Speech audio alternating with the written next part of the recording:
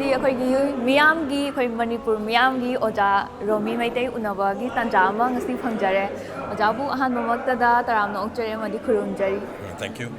ꯉꯁꯤꯒꯤ ꯑꯩꯈꯣꯏꯒꯤ ꯃꯩꯆꯥꯛꯁꯦ ꯍꯥꯏꯔꯤꯕ ꯃ꯭ꯌꯨꯖꯤꯛ ꯚꯤꯗꯤꯑꯣ ꯑꯦꯜꯕꯝꯁꯤꯗ ꯑꯣꯖꯥꯅ ꯑꯩꯈꯣꯏꯒꯤ ꯋꯥꯔꯤ ꯁ꯭ꯇꯣꯔꯤ ꯃꯌꯥꯝ ꯑꯃ ꯂꯥꯏꯚꯇꯁꯨ ꯃꯌꯥꯝ ꯑꯃ ꯉꯥꯡꯕꯤꯈ꯭ꯔꯦ ꯑꯗꯨꯕꯨ ꯑꯣꯖꯥꯗ ꯇꯣꯉꯥꯟꯕ ꯍꯥꯏꯗꯤ ꯋꯥꯔꯤ ꯁꯥꯟꯅꯕꯒꯤ ꯇꯥꯟꯖꯥꯁꯨ ꯑꯣꯖꯥꯒꯤ ꯃꯐꯝꯗꯒꯤ ꯂꯧꯖꯕꯅꯦ ꯑꯣꯖꯥꯁꯦ ꯐꯤꯂꯝ ꯃꯌꯥꯝ ꯑꯃ ꯍꯥꯟꯅ ꯃꯌꯥꯝ ꯑꯃ ꯄꯨꯊꯣꯛꯑꯝꯃꯕ ꯃꯇꯨꯡꯗ ꯍꯧꯖꯤꯛꯁꯦ ꯈꯪꯂꯦꯞ ꯂꯦꯞꯈ꯭ꯔꯤꯁꯦ ꯑꯣꯖꯥ ꯃꯇꯨꯡꯗ ꯇꯧꯕꯤꯔꯛꯑꯔꯣꯏꯗꯕ꯭ꯔꯥ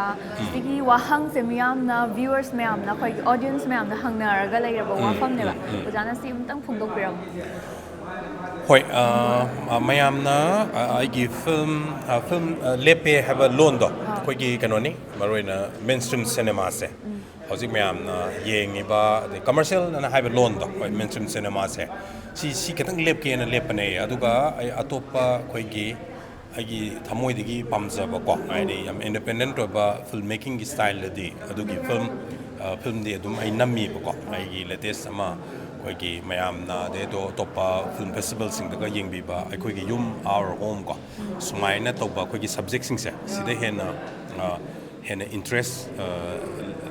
lay dana ko lay bagi ai adom da hena mai onjeli aduga mainstream cinema se ai adum sui dana ai amuk ai gi hana namam bai tare ai 38 lakano ai picture film nam gare ko mayamna su yengbigre adum amukasu haitare mainstream cinema ai nangbini ꯑꯗꯣ ꯑꯣꯖꯥꯒꯤ film ꯃꯌꯥꯝꯁꯦ ꯑꯗꯨꯝ ꯌꯦꯡꯉꯛꯄꯗ ꯁꯤꯃꯗꯤ ꯐꯖꯔꯦ ꯍꯥꯏꯕꯁꯦ ꯑꯝꯇ ꯌꯥꯎꯗ꯭ꯔꯦ ꯚ꯭ꯌꯨꯋꯔꯁꯅ ꯄ꯭ꯔꯖꯥꯁꯤꯡꯅ ꯍꯥꯏꯇꯥꯔꯦ ꯑꯗꯣ ꯔꯣꯃꯤ ꯃꯩꯇꯩꯒꯤ ꯐꯤꯂꯝꯁꯦ ꯌꯦꯡꯗꯣꯏ ꯁꯔꯨꯛꯄꯨꯗꯤ ꯑꯩꯈꯣꯏ ꯌꯦꯡꯗ꯭ꯔꯁꯨ ꯇꯣꯛꯑꯒꯦ ꯊꯨꯡꯅꯔꯣꯏꯗꯕꯅꯤꯅ ꯁꯨꯃꯥꯏꯅ ꯍꯦꯛꯇ ꯑꯗꯨꯝ ꯍꯥꯏꯅꯩꯌꯦꯕ ꯑꯗꯣ ꯑꯍꯥꯟꯕꯗ ꯊꯨꯡꯅꯗ꯭ꯔꯀꯥꯟꯗ ꯁꯦꯀꯦꯟ ꯄꯥꯔꯠꯇꯗꯤ ꯑꯗꯨꯝ ꯊꯨꯡꯅꯍꯟꯕꯁꯨ ꯌꯥꯎꯔꯦꯕ ꯑꯗꯨꯒ ꯑꯁꯤꯒꯨꯝꯕ ꯐꯤꯂꯝ ꯃꯌꯥꯝꯁꯦ ꯑꯩꯈꯣꯏꯁꯨ ꯂꯦꯞꯇꯅ ꯃꯌꯥꯝꯁꯤꯅ ꯌꯦꯡꯅꯤꯡꯕꯁꯦ ꯑꯣꯖꯥꯅ ꯂꯦꯞꯄ ꯅꯠꯇꯦ ꯄꯨꯊꯣꯔꯛꯈꯤꯅꯤꯅ ꯍꯥꯏꯁꯦ ꯌꯥꯝꯅ ꯇꯥꯡꯅ ꯑꯣꯏꯅ ꯄꯨꯊꯣꯛꯑꯗꯣꯏꯔꯥ Oh, tangdabagidi khangdre ko ado aina thamoi de hek phaujabase mainstream cinema sigine aidi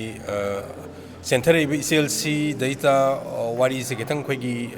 different ba ko kara adom nomda ai marwaina aina namjagi ba film mayam du da ko aidi naha singi marwaina di triangle love ko ado love se transformation yaw de love ko de ga na ga du maina tokba mayam dum ubiramani miki thi natra di miki thi da right like koi gi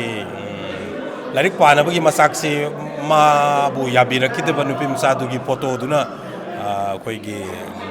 driving energy force ma oiraga mana MCS officer oirpa ledana ko maina adugumba adigi family drama suguma se ko aduga sidagi kitang thaidokpa kano da mayam da koi gi present togya haina di khale ado kitang ko budget se manipur cinema gi hojik market ki kai ka gi film yenga khangi budget kitang di katang chawna namninge ba ko ai manipur cinema standard chu budget na laptop du na te du su budget yaw da ya de ba ko ado aina wari nungda wari budi mayam leire ado mainstream cinema gi halak pada inam ge na di kandi khalle ꯑꯩꯈꯣꯏꯒꯤ ꯃꯅꯤꯄꯨꯔ ꯐꯤꯂꯝꯁꯦ ꯑꯩꯈꯣꯏꯅ ꯕꯖꯦꯠꯁꯦ ꯌꯥꯝꯅ ꯆꯪꯅꯗꯤ ꯅꯝꯖꯔꯅꯤ ꯑꯗꯨꯒ ꯍꯌꯦꯡ ꯄꯨꯊꯣꯔꯛꯄ ꯀꯥꯟꯗꯗꯤ ꯃꯌꯥꯝꯅ ꯄ꯭ꯔꯖꯥ ꯃꯌꯥꯝꯁꯤꯅ ꯚ꯭ꯌꯨꯋꯔꯁꯤꯡꯁꯤꯅ ꯌꯦꯡꯕꯤꯕ ꯌꯦꯡꯕꯤꯗꯕꯁꯦ ꯁꯤꯗ ꯑꯩꯈꯣꯏꯒꯤ ꯃꯥꯏ ꯄꯥꯛꯄ ꯄꯥꯛꯇꯕꯁꯦ ꯂꯩꯗꯣꯏꯅꯦꯕ ꯑꯗꯨꯅ ꯍꯌꯦꯡꯁꯦ ꯐꯤꯂꯝꯁꯦ ꯃꯌꯥꯝ ꯄꯩꯁꯥ ꯆꯪꯅ ꯄꯨꯊꯣꯔꯒ ꯑꯃꯨꯛ ꯑꯩꯈꯣꯏꯗꯁꯨ ꯑꯃꯨꯛ ꯃꯥꯡꯍꯧꯕ ꯍꯥꯏꯕ ꯑꯃꯁꯨ ꯂꯩꯕꯅꯤꯅ ꯑꯗꯨꯝꯕꯒꯤ ꯆꯤꯡꯅꯕ ꯃꯌꯥꯝ ꯑꯃ ꯍꯧꯖꯤꯛ ꯐꯤꯂꯝ ꯃꯦꯀꯔ ꯃꯌꯥꯝ ꯑꯃ ꯂꯩꯌꯦꯕ ꯑꯗꯣ ꯑꯣꯖꯥꯗ ꯍꯪꯖꯅꯤꯡꯕ ꯋꯥꯍꯪꯁꯦ ꯐꯤꯂꯝꯕꯨ ꯄꯥꯝꯖꯕꯁꯤꯡ ꯑꯥꯔꯠꯄꯨ ꯄꯥꯝꯖꯕꯁꯤꯡ ꯑꯃꯗꯤ ꯊꯤꯌꯦꯇꯔꯗ ꯍꯥꯟꯅ ꯌꯥꯎꯔꯒ ꯂꯩꯔꯕ ꯑꯗꯨꯒ ꯊꯣꯛꯅꯤꯡꯉꯒ ꯊꯣꯛꯄꯁꯨ ꯐꯪꯗꯕ ꯑꯗꯣ ꯐꯤꯂꯝ ꯃꯦꯀꯔꯁꯤꯡꯗ ꯑꯣꯖꯥꯅ ꯍꯥꯏꯕꯗꯤ ꯑꯣꯖꯥꯒꯤ ꯑꯣꯏꯕ ꯈꯔ ꯃꯦꯁꯦꯖ ꯑꯃ ꯄꯤꯕꯤꯌꯣ ꯑꯣꯖꯥ Okay, yamna pai ado hoi ai nungda phawba haige ko ai yamna akhang ai hoina su lobi ganu aduga ai gi manipur cinema ga ai ga loina jarak ko ai gi wari libagi mawong gari kra degi di manipur gi oriba senmit lon si loi yauraga aingon da phaujaba ai thamoi degi haijege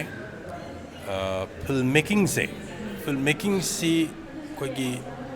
yam luba profession ni ko simtang karigumba luina herga masi atopami ga hakta tholakpa warani kholen adu nate ko luba haijari sate kemnete karigumba film making se adom tasengna film making je pamjaba tasengna nungsibiraba oi targadi film making ilam je tobiyo maramdi sidi filmmaker have say scholars oi gadoini man lawdur roles kundi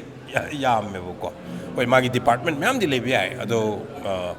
masi it's a very serious job ne ko filmmaker ama oi ba have say aduna isana karigumba tasengna film aba art set taseng nungsibiraba adu targa masi tobiyo karigumba aidi sum phauning bagi or amagi orba adu targa di lambi se sang na chaluraga ko aidi lambi leiram dadana ba wa makaba ngamoi da chekpal lamana dok adu thengnaradi ko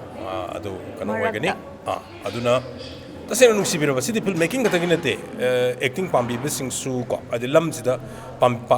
pamjaba sing se adi isana taseng na nungsirabra aina chatoribo khongsat se haibase sima ahan sima hangbiu si ai haining yam nuaizare oja na mamal yamlaba wahai kaya thabibagi oja se yamna tangba khoi gi mani ne manipur gi kanglai pa ki oja ga sumaina wari sanajar ga aphaba wakhalon me ama thambibagi damak ta yam nuaizare adubu oja gi oiba kitang personal da kitang hangjawe ani ko oja se khoina thaina di ugi badana kitang mi je chahi gi sak se change leidana ko hojikna khoina uzari ba oja sina ko oja gi koi khakpi je karamba style oidana kitang hai bone kari hai tare ko di okum olak ba kudingi akhoi gi sumang matonda akhoi gi panba hainau sing adum pali ko adi kum amana tektangai panba yawi kum amana nong ko nang gidana len ga nang gidana yam pandab sawi ado hainau gi palai ba shape sing do masak sing do loi manada ba gum bane hai tare ai ju kum am olak pa da koi gi ko just my sa so ai lengi oi ai pamjai aina yam pamjari hojik aina ai sagi koi se ojana pivi ba advice adai ojana pivi ba speech mayam je sigum bata jar kana wakhal lawsing oi ba mayam ama phangjai hena su matung da film gi artist sing bu su puthok pirak pa ma di film making mayam ama puthok pirak ko oi bi oja punchi nung sang na mayam gi seba taw ba ngam bo oi bi na oja da thamjai yam nuaizare agatse oja bu su